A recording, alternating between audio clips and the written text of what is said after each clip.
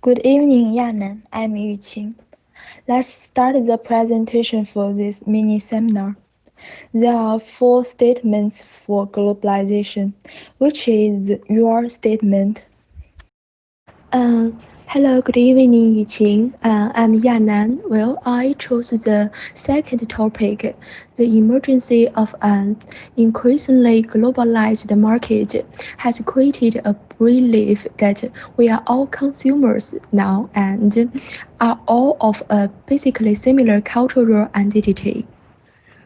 From my perspective, with the development of globalization, trade globalization is a trend, which means we are facing a bigger and bigger market.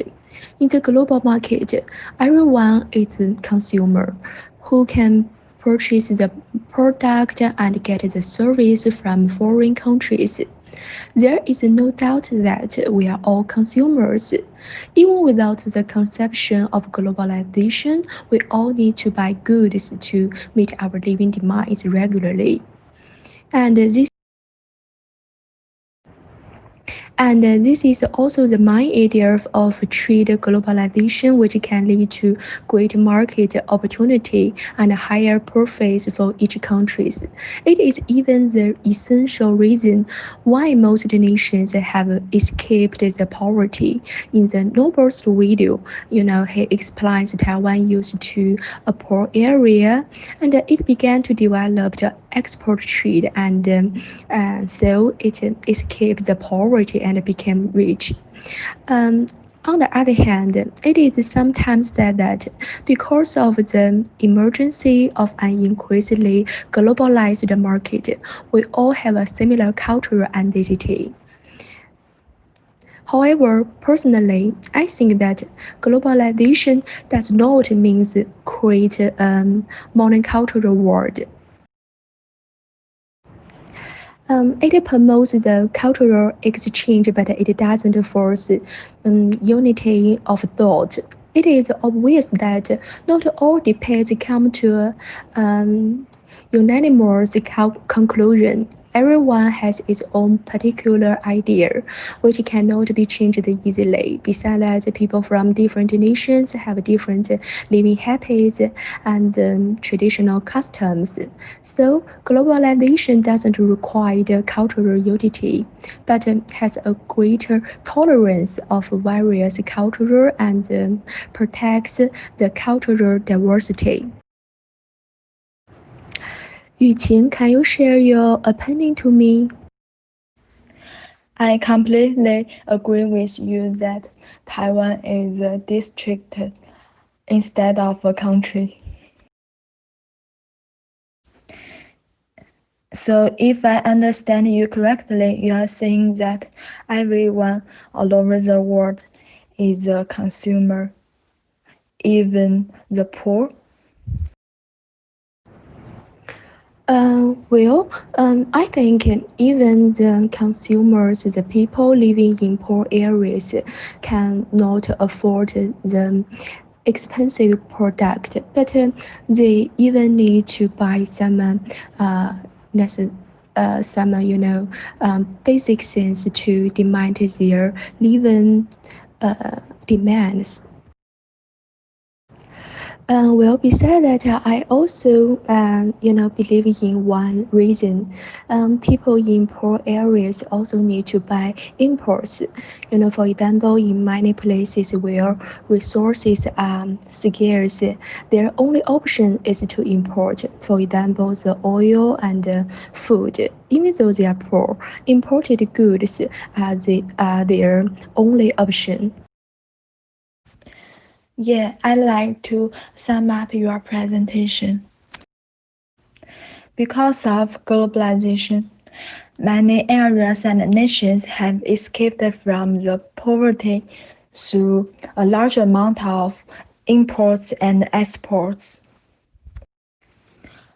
Although globalization has minimized the cultural identity, it promotes the cultural exchange. Yes, Yuqing, you have summarized the main idea of my presentation. Well, What topic did you choose?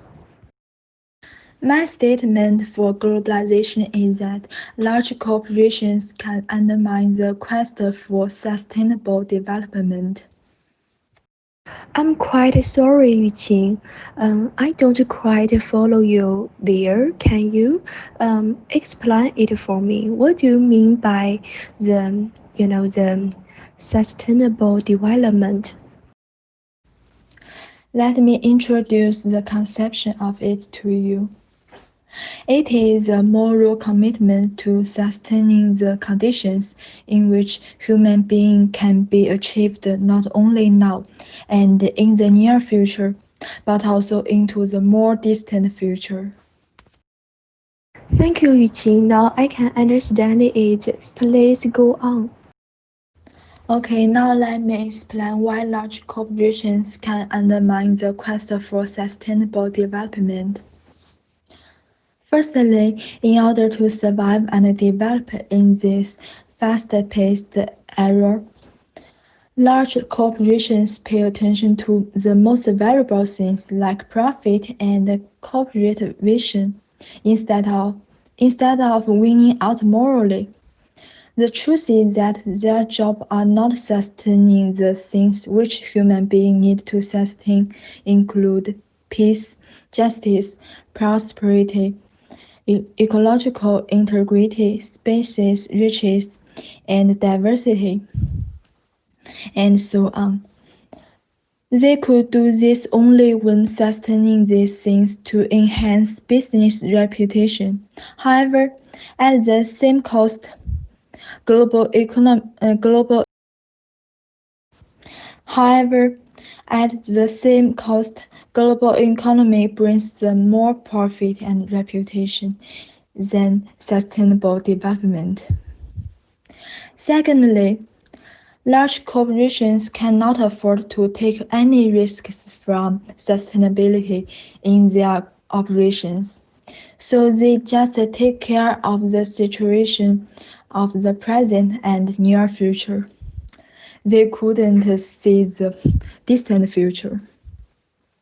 Although the massive and growing levels of industrial activity and agribusiness are generally causing environmental destruction and pollution, running the risks of biotechnology destroying natural resources such as rainforests and using up natural resources. Although the natural resources is being used up, they can only leave these problems to future generations. Is there anything you want me to be more specific about? Yuqing.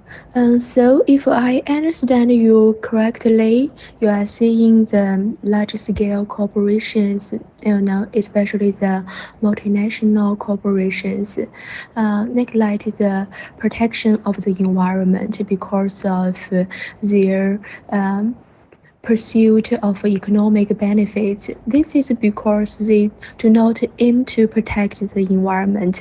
They just want to exploit the natural resources and discharge pollutions, which can accelerating the process of many global issues such as the global warming. I think this is a serious problem indeed. But I think if the large scale companies can do something, they can indeed help solve a lot of environmental problems. After all, they have their own strength, the financial strength, etc. On reflection, I think what you said just now makes sense. In recent years, the government has put more emphasis on sustainable development for corporations. So, the sustainable development is no longer a simple public benefit activity. It's not only a moral thing. The sustainability is related to many aspects. Actually, many corporations have projects about sustainability. However, However, they must ensure that they do not interfere with normal business. 雨晴, I absolutely agree with you that the government regulations is quite important. Now, Yuqing, do you have any other questions about this seminar? I have no questions, and I just feel I benefit a lot from this mini seminar. Yeah, so finally, let's summarize our this mini seminar, okay? Okay, through making preparation for this mini seminar, I know that using up resources, increasing pollution, overuse of land, and expanding populations are all contributions to conditions in the future in which sustainability will be more difficult for current corporations. Because not only will they have to bear the problems of the last century, but they will also have to avoid making them worse while maintaining profits. From your presentation, I know that globalization has been a trend in this era, and we are facing a bigger market in this world. Also, our culture is messing up, but this is an advantage. After all, globalization is the way from poverty to wealth. Okay, Yuqing. So today we have talked about two topics. Firstly, with the development of a globalized market, everyone has become the consumers, which can supply a bigger market, a huge market for the whole world. And actually, globalization can protect the cultural diversity.